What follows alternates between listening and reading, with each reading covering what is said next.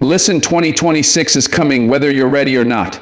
And the version of you that keeps hesitating, keeps negotiating with fear, keeps shrinking when the moment gets loud, that version has zero business stepping into your next chapter. This is the year you stop wrestling with your weak self and start crushing it. Because once you awaken that inner Mamba, discipline, hunger, obsession, your excuses don't just lose, they disappear. Listen, 2026 is already knocking, and it's not knocking politely.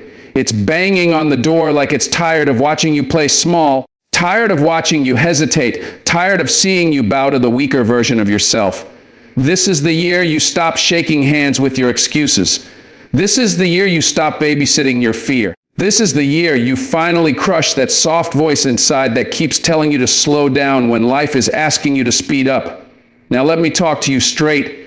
Your weakest self has incredible timing. It knows exactly when to whisper, right when the alarm rings, right when the workout starts burning, right when the opportunity asks you to stretch. It leans in and murmurs, "You're tired, take a break, do it tomorrow." And it sounds gentle, doesn't it? Like a warm blanket on a cold morning. But predictable is beatable.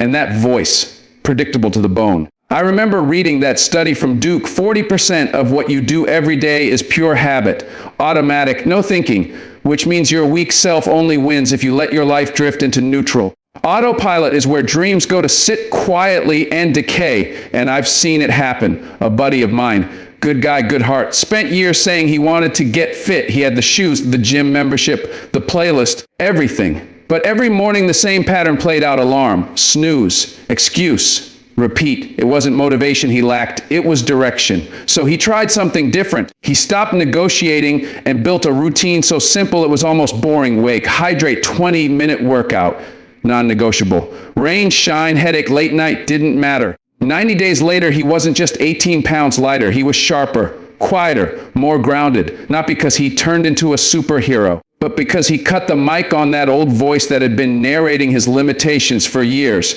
And that's the real lesson walking into 2026. You can't outrun a voice you keep entertaining. You have to identify it, catch yourself in the moment when that familiar whisper shows up. You have to interrupt it, shake your system, stand up, breathe, break the loop. And you have to replace it not with fake positivity, not with cheesy motivation, but with a clear, decisive command: move. Now, picture this, it's 6 a.m., your bed is warm, your dreams are vivid, your weak self is rehearsing its speech, but instead of listening, you sit up, feet on the floor, shoulders back. You take one deep breath and remind yourself, I run this. That tiny moment, that 2-second decision creates a crack in the armor of your old self. Do it again tomorrow and the crack widens. Do it for a month and your weak self starts packing its bags. Because the truth is simple. You don't need a perfect plan. You don't need a dramatic transformation. You need repetition. You need ownership. You need to build habits so strong that your excuses lose their language. 2026 is offering you a new chapter, not a new personality. The version of you that's been waiting to break out, that version is ready. But it can't lead until you stop letting the weaker voice drive. Cut the mic, step forward, and let the stronger you speak. Listen, everybody wants to roar when the lights are bright. But the real beasts are built in the dark, in the quiet, in those lonely minutes when nobody's clapping, nobody's watching, nobody's posting inspirational quotes about you. That's where the next version of you is forged. Not in the moment when you feel powerful, but in the moments when you don't feel anything at all, and you show up anyway. Let me tell you something simple but uncomfortable. Intensity is easy. Anyone can get hyped for a day. Anyone can post a picture of their grind, flex their hustle, talk big about change. But consistency, that's the part that separates the almost from the unstoppable. Intensity builds a spark. Consistency builds a fire that people feel when you walk into a room. I remember talking to a young actor once, hungry, talented, full of dreams. He asked, "What do I need to do to make it?" I told him, "Do it when you don't feel like doing it." He didn't like that answer. But a year later, he came back with stories, how he'd wake up 2 hours earlier to rehearse lines in his tiny apartment while the world was still sleeping. How he'd practice facial expressions in the bathroom mirror after 12-hour shifts. How he'd break down film scene by scene, not because someone assigned it, but because he knew nobody else would do it at that level. That young man started landing roles, not because he suddenly became more gifted, but because he became more disciplined. Champions have that same DNA. They train when the room is empty. They put in reps that nobody will ever see. Their greatness is built in secret. You know the stories: 4 a.m. workouts, endless footwork drills, lonely gym sessions. But understand the deeper message. Those moments aren't for bragging rights. They're for sharpening a blade no one else has the patience to forge. And you don't need a dramatic overhaul in 2026. You just need one non-negotiable, one anchor, one promise that you keep every single day, no matter how loud your excuses get. Maybe it's 1 hour a day improving your craft. That hour compounds. That hour elevates you while everyone else is scrolling. Maybe it's reading 10 pages every morning. 10 pages don't sound like much, but 10 pages a day becomes 650 pages a year. You think that won't change you? It will rebalance your mind. It will upgrade your vocabulary. It will widen your world. Or maybe it's this: finish your top 3 priorities before noon. Do that and watch how the rest of your day bows to your momentum. Little things, done repeatedly, with zero compromise. That's what creates frightening results. Because while everyone else is depending on bursts of motivation, you're building a rhythm, a beat, a pulse your weak self can't interrupt. You become the one who shows up, the one who handles business, the one who doesn't need fireworks to get moving. And when people look at you in 2026 and say, "Wow, you changed," you'll smile, because the truth is you didn't change. You just became consistent enough for the world to finally notice. Become relentless. Become disciplined. Become someone your excuses are scared of. Listen, pressure isn't here to break you. It's here to introduce you to the part of yourself you keep underestimating. You know the feeling, that tightness in your chest before a big moment, that heat rising in your neck, that voice whispering, "Not today, not you, not yet." Most people run from that feeling. They treat pressure like an alarm. But pressure is actually an invitation. An invitation to step into a room your weak self has no business entering. I've seen what happens when people keep dodging pressure. Life gets smaller. Options shrink. Confidence dries up. It's like watching someone slowly tighten their own world because they're scared of being stretched. But the moment you move toward pressure, the moment you square your shoulders and say, "All right, let's go," something shifts. Your back straightens, your breathing deepens, your strong self wakes up, almost surprised you finally called its name. I remember a client I coach had a brilliant mind, sharp ideas, heart in the right place. But when it came time to pitch his product to investors, the man looked like he'd been asked to walk a tightrope over fire. Hands sweating, feet tapping, eyes bouncing around the room like he was searching for exits. He told me, "I'm scared they'll see right through me." I said, "Good. Let them look." Pressure doesn't expose your flaws. It exposes your preparation. He didn't like that at first, but he listened. He rehearsed like his future depended on it, because it did. He practiced in the mirror in the shower while microwaving leftovers. He studied questions investors might ask and questions they'd probably never ask. He treated preparation like a shield he was building piece by piece. And when the day came, he walked in, closed the door, and owned the air like he had finally met the version of himself he'd been trying to grow into. And guess what? He secured the funding. Not because he magically became fearless, but because he stopped letting fear drive. Pressure rewards the person who faces it head on. So let's talk about you. Let's talk about 2026. This is not the year you tiptoe around difficult conversations. This is not the year you turn down opportunities because they make your stomach flip. This is not the year you wait until you feel ready. That feeling's a myth. Nobody feels ready. Not the athletes, not the CEOs, not the dreamers standing on the edge of something bigger than themselves. Readiness is built in motion.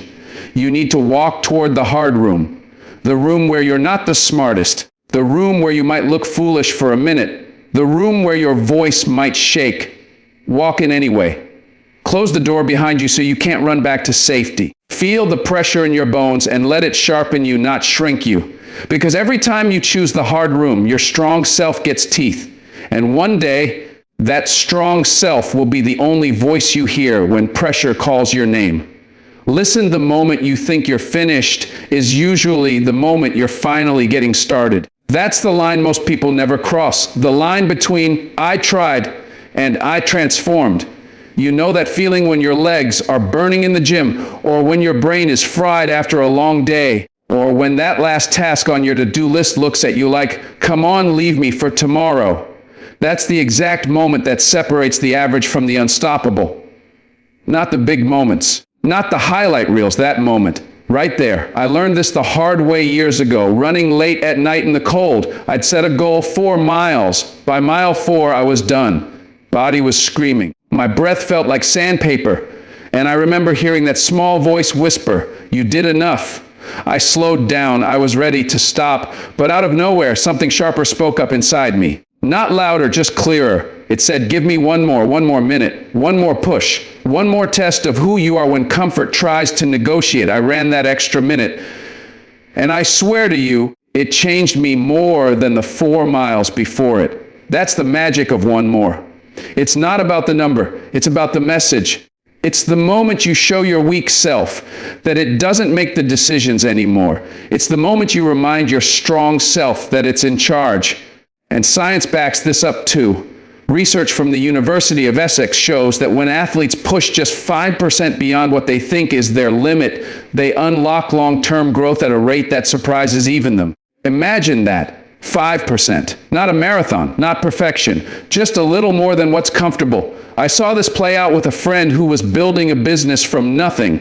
Long nights, tiny wins, plenty of doubt.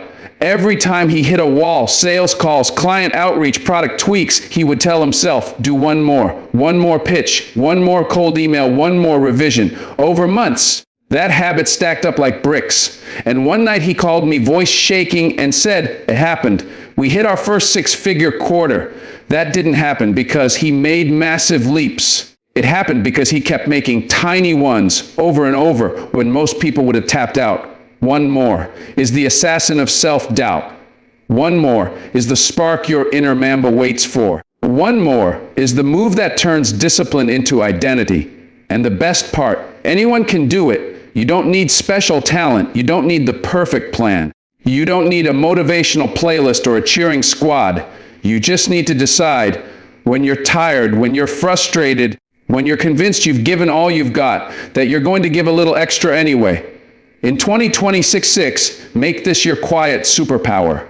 At the end of every task, whisper to yourself, one more, and watch how your life shifts. Watch how your confidence thickens. Watch how your limits start packing their bags. Because the moment you start living by one more, your weak self doesn't stand a chance, and your strong self, it finally gets to breathe. Listen, you can have all the hunger in the world, all the talent, all the big dreams plastered on your wall, but if you plant yourself in cold soil, don't expect anything to grow. You ever try lighting a match in the rain? That's what it feels like chasing greatness in the wrong environment. But put that same match near a flame, near real heat, and suddenly you've got a fire that won't quit. Your environment is either gasoline or water. There is no neutral. I learned this young. I grew up around people who had heart, who had grit, but some of them were stuck because everyone around them clapped for mediocrity. And when mediocrity gets applause, excellence starts to feel like overkill. You've probably felt it. You tell someone your goals, and instead of challenging you, they say, relax, you're doing enough. Enough for who? Enough for what? Hanging around the wrong voices is like letting someone slowly turn down the volume on your ambition. Before long, you don't even recognize the sound of your own potential. I remember working with a young man who wanted to level up, career, mindset, everything. But he was surrounded by friends who treated effort like an optional hobby. If he mentioned waking up early, they teased him. If he talked about saving money, they waved it off. When he brought up starting a side business, they laughed like he told a joke. He wasn't failing because he lacked discipline. He was failing because he was swimming in water when he needed fire. So I told him, find a new room, not better people, not richer people, not flashier people, just people who live in alignment with the version of himself he was trying to become. People who didn't flinch at high standards. People who weren't allergic to growth. People who talked goals the way others talk gossip. And when he finally stepped into that kind of environment, when he found a circle where ambition wasn't a punchline, but a baseline, everything changed. His energy, his routine, his belief in himself. He didn't even try to evolve the room, pulled it out of him automatically, because that's what heat does. It melts away excuses and molds you into something sharper. Think about it. If you spend time with people who tolerate your excuses, your weak self becomes the majority vote. But surround yourself with people who challenge you, question you, stretch you. Suddenly your comfort zone starts feeling like the smallest room in the house, and that's a good thing. Growth hates comfort. Your potential hates comfort. Comfort is a slow, friendly thief. In 2026, make this your mission. Find a circle that intimidates your comfort and validates your potential. A circle that doesn't let you talk small. A circle that asks, is that your best, and expects you to answer honestly. A circle where excellence feels normal and effort is the price of entry. You don't rise alone. Nobody does. You rise because the people around you refuse to let you stay where you are. So step into the heat, stand close to the flames, and let your weak self burn away. Listen, there comes a moment in your life when the mirror stops being polite, when it stops showing you who you've been and starts showing you who you could be, if you'd stop holding the door open for your weaker self. And that moment is now, not next month, not after things calm down, not when you feel inspired now, because 2026 isn't strolling in gently, it's storming in like it's already late for your breakthrough. I want you to think about how many times you've paused your own momentum, how many times you felt a spark, an idea, a plan, a dream, and then talked yourself out of it because it didn't feel like the perfect time. You ever notice how perfect time never shows up? It's always stuck in traffic, running behind, promising it'll arrive tomorrow. Meanwhile, life is tapping its foot, saying, are you coming or not? I remember talking to a guy backstage before a big talk he was terrified to give. Hands shaking, breathing tight. He kept saying, I don't feel ready. I told him, nobody feels ready. Not the first time, not the 10th time. You become ready by stepping into the moment anyway. He walked out there trembling, but he walked out there. And afterward he said something I'll never forget. The moment I opened my mouth, fear left the room before I did. Sometimes all it takes is stepping forward once. And that's the thing. We spend so much time negotiating with the small version of ourselves. The version that's comfortable. The version that loves routines that don't challenge us. The version that thinks stretching is dangerous and dreaming is embarrassing. We let that version sit at the table and vote on decisions it has no business influencing. But this year, no more negotiating. No more hearing that voice and letting it drive the car. No more shrinking just to avoid making others uncomfortable. You ever watch someone apologize for being great, for winning, for wanting more than the minimum? I've seen people hide their ambition like it's contraband. But there's nothing noble about playing small. There's nothing respectful about dimming your fire. You can be humble and still walk like you know where you're going. Time is not infinite, and we act like we've got warehouses full of it. Days roll by, weeks vanish, and we think, I'll lean in when I'm inspired. No, lean in now. Lean in when it's messy. Lean in when you're scared. Lean in when your weak self is whining for comfort. That's when leaning in matters most, because there's a stronger version of you, sharp, focused, disciplined, pacing inside your chest like a champion waiting for the bell. It's been whispering for years, let me lead. And you keep telling it, soon. But soon is just another word for never if you let it be. So here's your moment.